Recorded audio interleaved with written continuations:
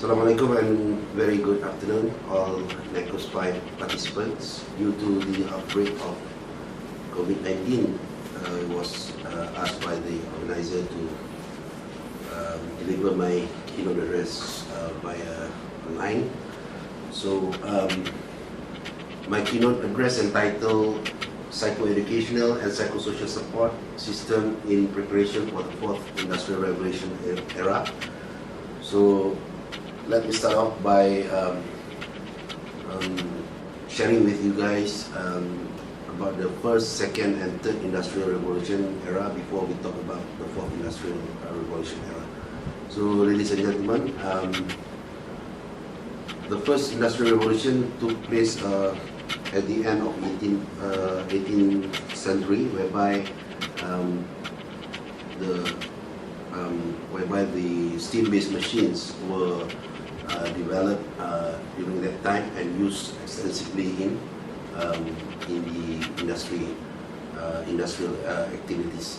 The second industrial revolution followed between 19th to 20th century when electrical energy-based machines were created and used to produce products and manufacture goods extensively in the mass production scale. The third industrial revolution, also known as the first information revolution, took place in late 20th century, whereby the computer and internet-based knowledge were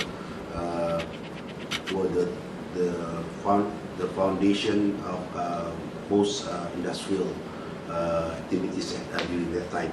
And now we are in the fourth industrial revolution, also known as the second information revolution. It is considered started at the early 21st century, the millennium years basically.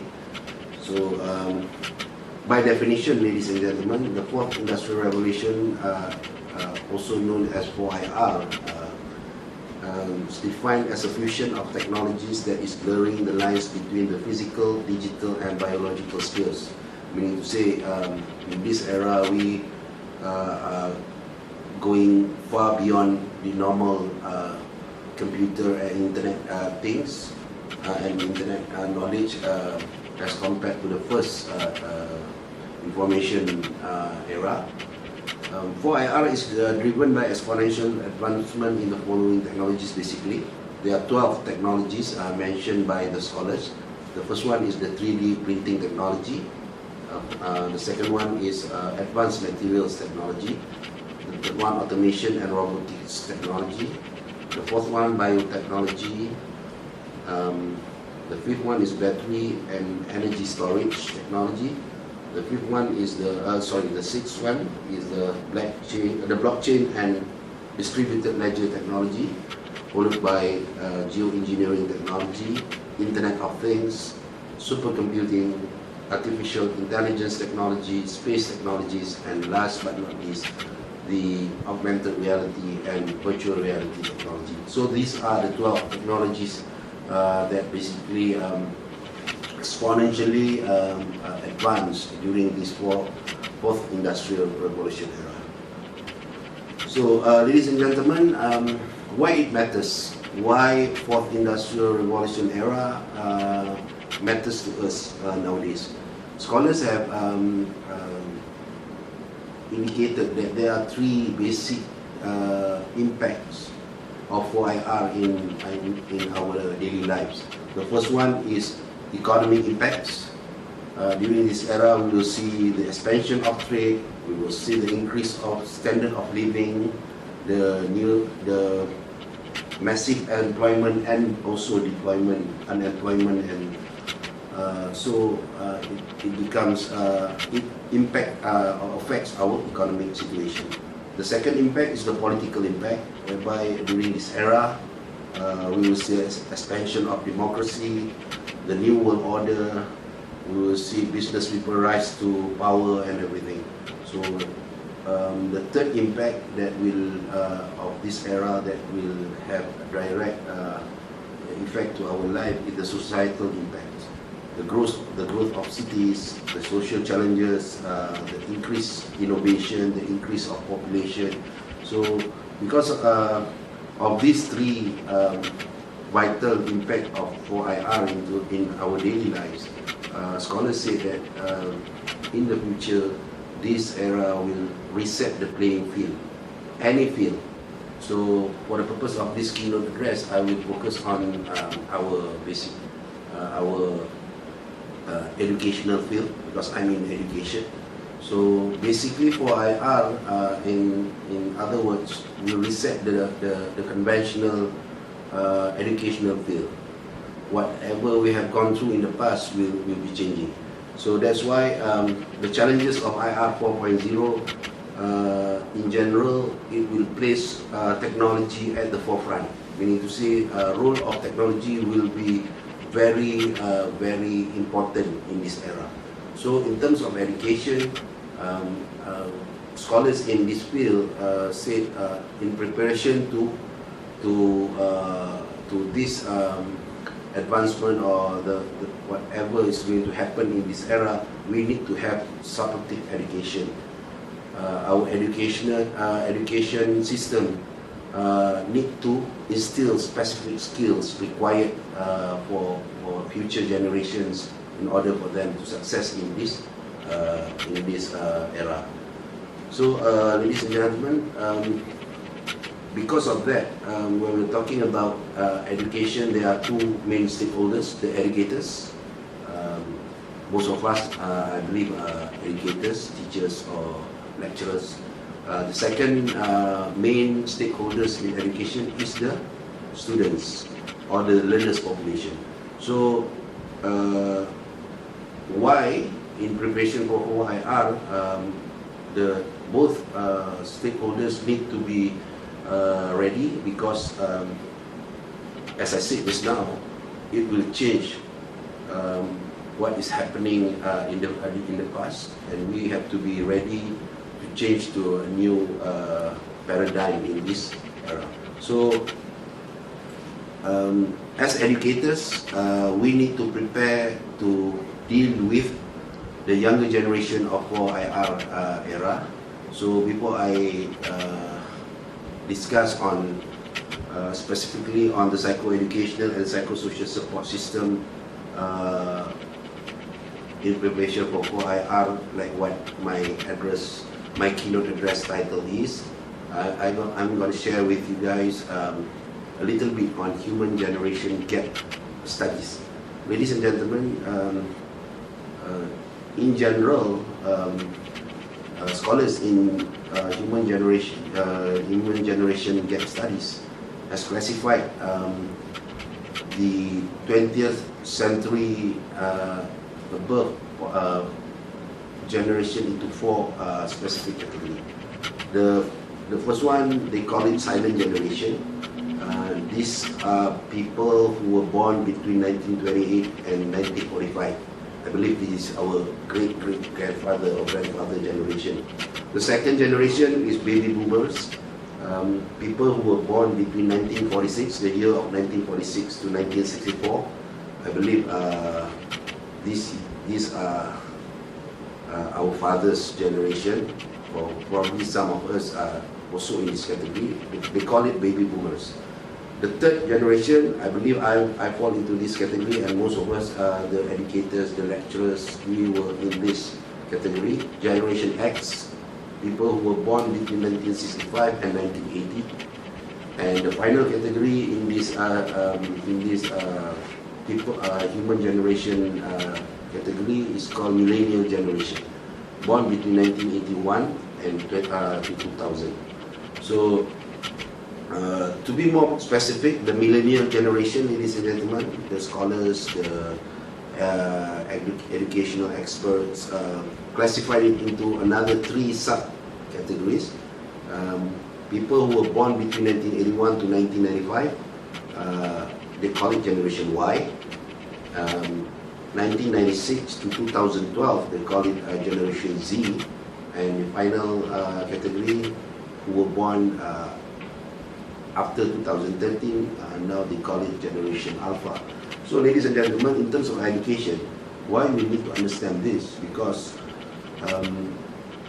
these are our future population of students or learners. I believe the first generation Alpha who were born in 2013 now is already in our mainstream education system in standard 1.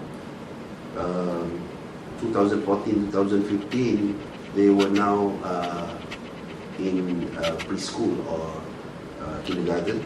So these are the people that will dominate our classroom or our lecture rooms in the fourth industrial revolution era. So is it important for us to understand them? Yes, because according to studies and research works that have been done on generation gap, most of the scholars agree that there are different characteristics between this millennial generation and the previous generations. So in order to help them or to cater to their needs in terms of education, we need to first understand their general characteristics. Ladies and gentlemen, I will share with you 5 main characteristics of this new millennial generation. The first one is neo-digital natives. What does it mean by this characteristic of neo-digital natives? This younger generation of 4IR, ladies and gentlemen, they are basically born in the era where all the technology, all the gadgets are already surrounding them. So, like us last time, maybe the most technology that we are exposed to is like television or desktop computer. But now, the new digital natives, they were born whereby all these smartphones, all these tablets, all these supercomputer laptops and everything are around. So this leads to their second characteristic, which is tech savvy.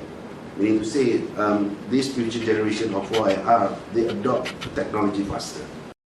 The competition is very stiff in this fourth industrial revolution era, so that's why they possess this characteristic of worrying about their future prospects, because they have to compete among each other in a very stiff situation.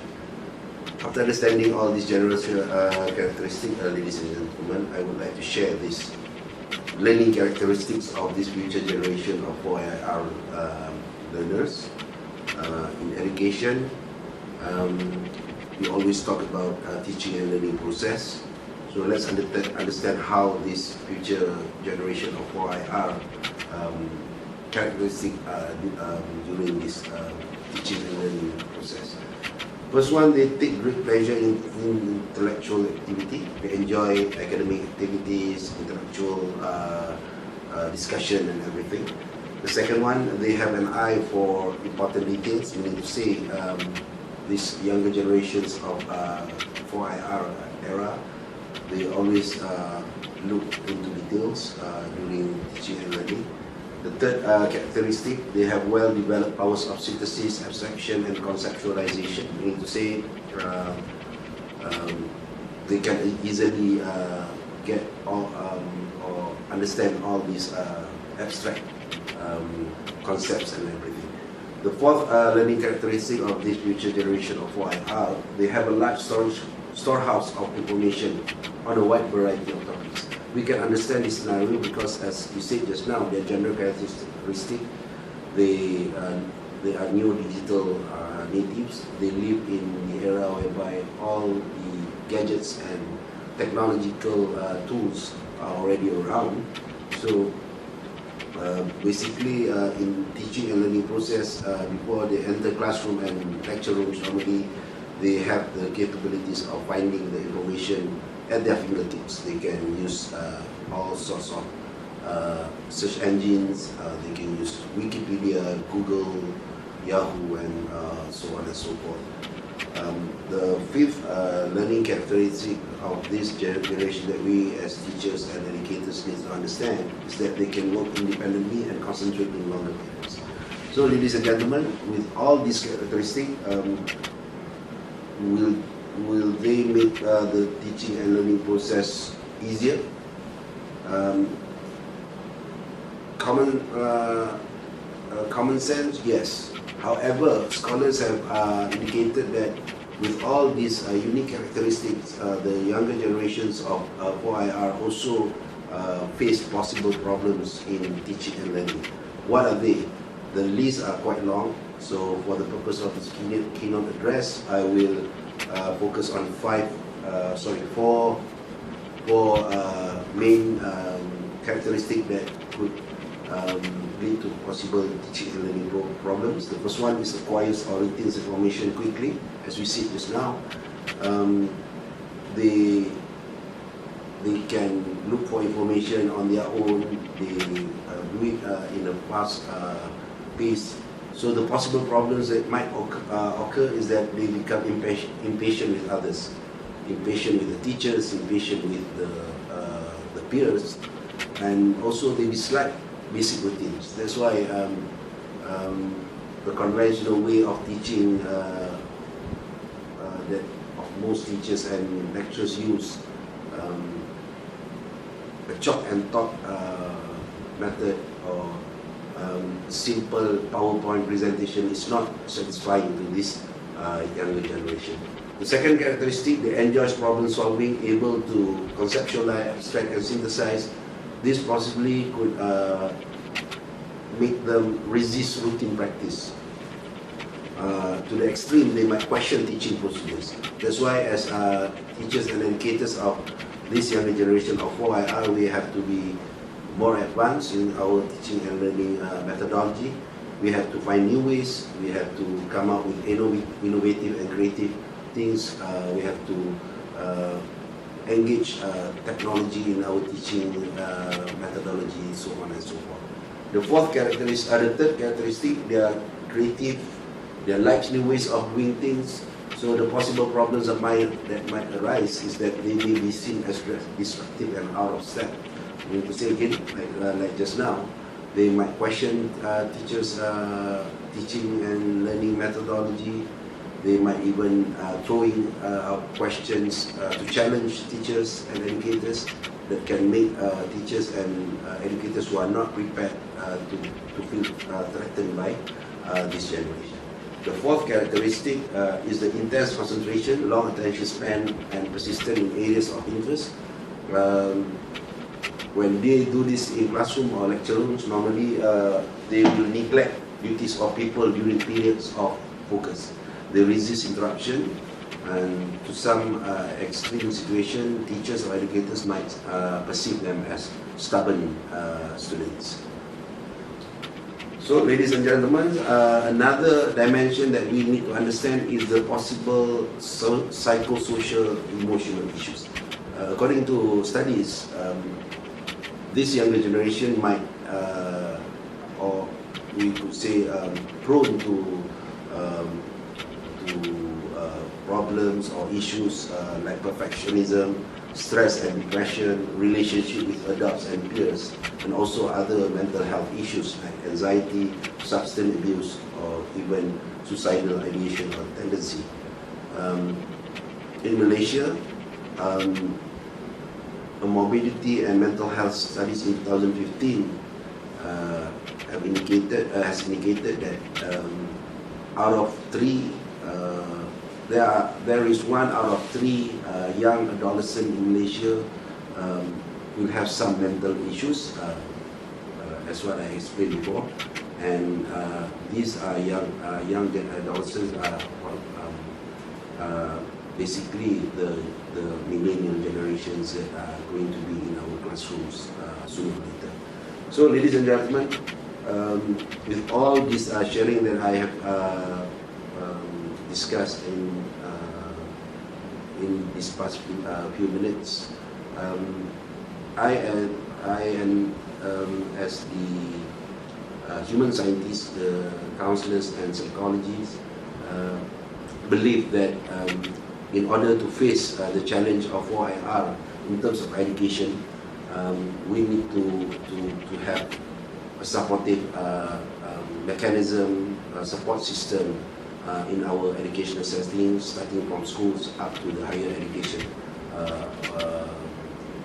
institution of learning. I would like to refer to a model of talent development proposed by French-Canadian scientist François Garnier, whereby he said in order to transform individual learner gift into specific competencies, we need to have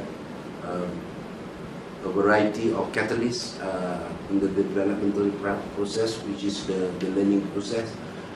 And one of it is the psycho-educational and psychosocial support system. So with that view, I believe we have to relook into our present school counseling and guidance provision that we have in our mainstream education. In comparison to most developed nations, they will have at least school counselors and school psychologists in the school setting to help teachers guide and motivate students in the whole process of teaching and learning. However, here in Malaysia, we only have school counselors.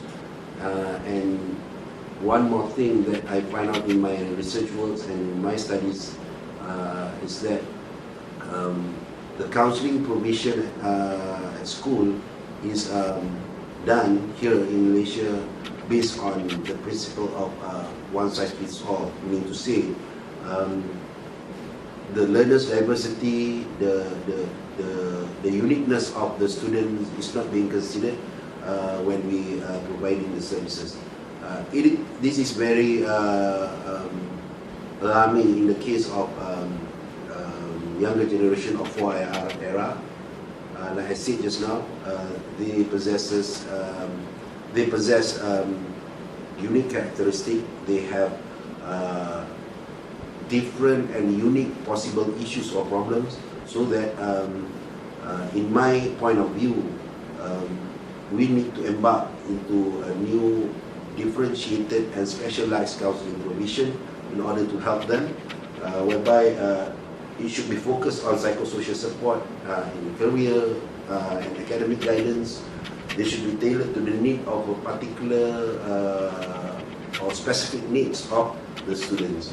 Then, in one of my research, I came up with a conceptual framework that I would like to share with all of you in this keynote address, whereby this conceptual framework of differentiated counseling services for younger generations or future generation of 4IR era will consist of 4 main elements. The first one is the counselor competencies. The counselor must be competent in terms of understanding, knowledge, and also skills.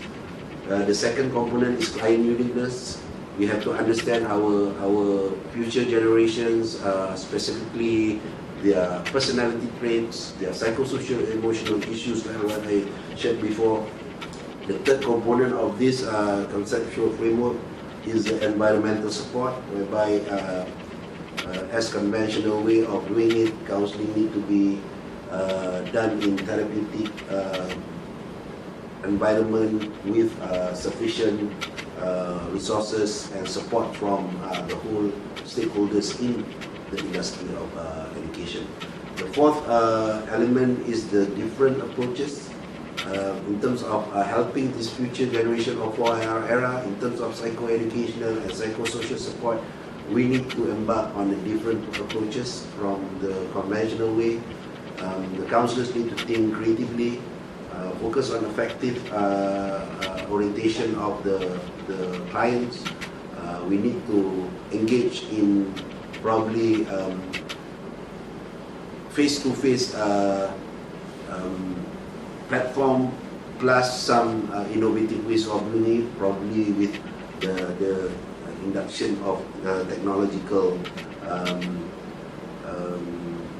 approaches. So if these 4 elements can be blend together as what I propose in this conceptual framework, we can provide an effective psycho-educational and psychosocial support to our future generation of the fourth industrial revolution era, inshallah.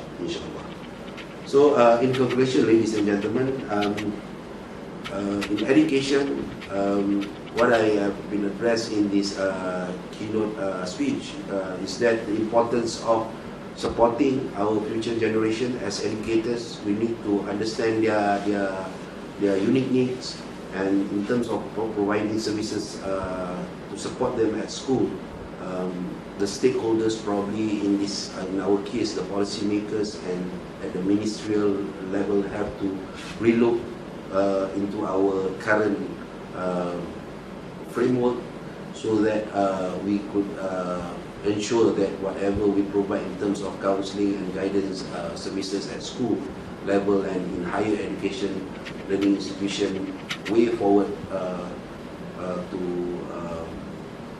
the era of fourth industrial revolution will be really give impacts to the population of the students or learners of 4IR. So with that, I think I will conclude my keynote address. Even though I cannot answer any question from all of you, I hope this sharing has given some beneficial information, especially for those who are in the education field. So if we have opportunity in other event, most probably we can share more on this topic. So with that, thank you for your attention. Thank you for the organizer for inviting me to deliver this keynote speech. With that, I thank all of you who are watching this keynote address video. Assalamualaikum warahmatullahi wabarakatuh, and hope to see you guys